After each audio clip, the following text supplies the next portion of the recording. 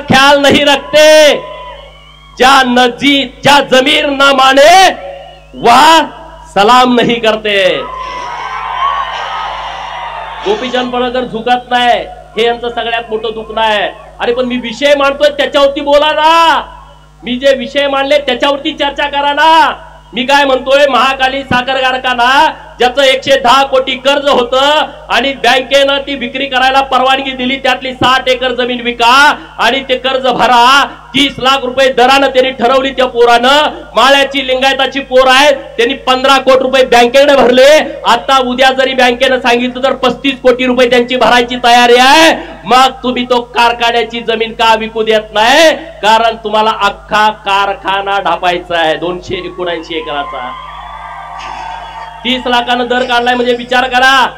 कोर्टानं परवानगी दिली, तुम्ही 60 एकर विका। 60 एकरात कारखाना जिवंत राहतोय, 220 एकर जमीन कारखान्याकडे राहते, कारखाना शिल्लक राहतोय। जयंत म्हणतोय नाही, मला अख्खा ढापायचा आहे। माझ्या जतचा कारखाना, अरे दुष्काळातला कारखाना 280 एकरातला, तिथल्या माझ्या आया बहिणीनं गळ्यातलं कुडूक मुडूक मोडून शर्ड मेंढर विकून सभासदाची फी भरली आणि नुसत्या 40 कोटी मध्ये हा कारखाना ढापला। 280 एकर जमीन आहे आणि तिथं 10 लाख रुपयाचा दर आहे। मित्रांनो, 280 गुणुले गुंठे करा आणि गुणुले 10 लाख करा। अरे मग मंगळसूत्र चोर भरा, तुम्ही म्हणताय माझ्यावरती खोटा आरोप करून, तुम्ही तर लगा अख्खे कारखाने ढापता। माझ्यावरती मंगळसूत्र चोरीची तुम्ही केस घातली, तुमचा धंदा तो आहे ना, दुसरं तुम्ही काय करू शकता? तुम्ही नडू शकत नाही, तुम्ही पोलिसांना पुढे करू शकता, तुम्ही काय करू शकता? तहसीलदारांना पुढे करू शकता, तुम्ही काय करू शकता? तुम्ही तलाट्याला पुढे करू शकता। गोपीचंद असं नाही, गोपीचंद तलाट्याला पुढे करत नाही, एसपी ला पुढे करत नाही, कलेक्टरला पुढे करत नाही, तहसीलदारला पुढे करत नाही। मी सुभेदार मल्हाररावची औलाद आहे, मी समोर लढतो, समोर लढतो, मागे वार करणं माझा स्वभाव नाही। तुम्ही मला किती पण बदनाम करण्याचा प्रयत्न करा, त्याचा मला फरक पडत नाही। आता इथं किती वाजले? 7 वाजून 10 मिनिटं झाली।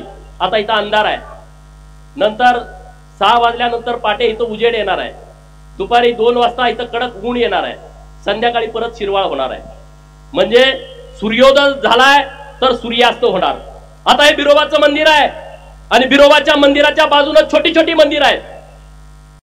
मुख्य मंदिर बिरोबाचं आहे।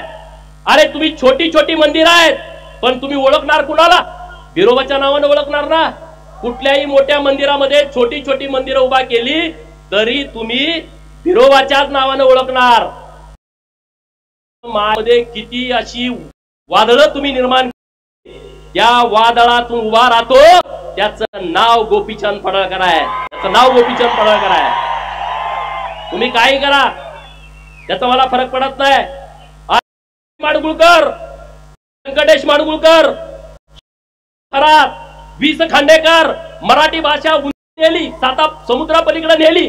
कधी तुम्हाला त्यांची आठवण आली? नाही आठवण आली, तुम्हाला त्यांची आठवण येत नाही, तुम्ही त्या विषयावरती बोलत नाही, त्या विषयावरती तुम्ही भूमिका मांडत नाही। अरे माझ्या विरोधात तुम्ही काय एकवटला? या लव जिहादच्या विरोधामध्ये मी ओपन भूमिका घेतली, त्यांच्या लक्षात आलं की आता भूमिका घ्यायला लागलाय।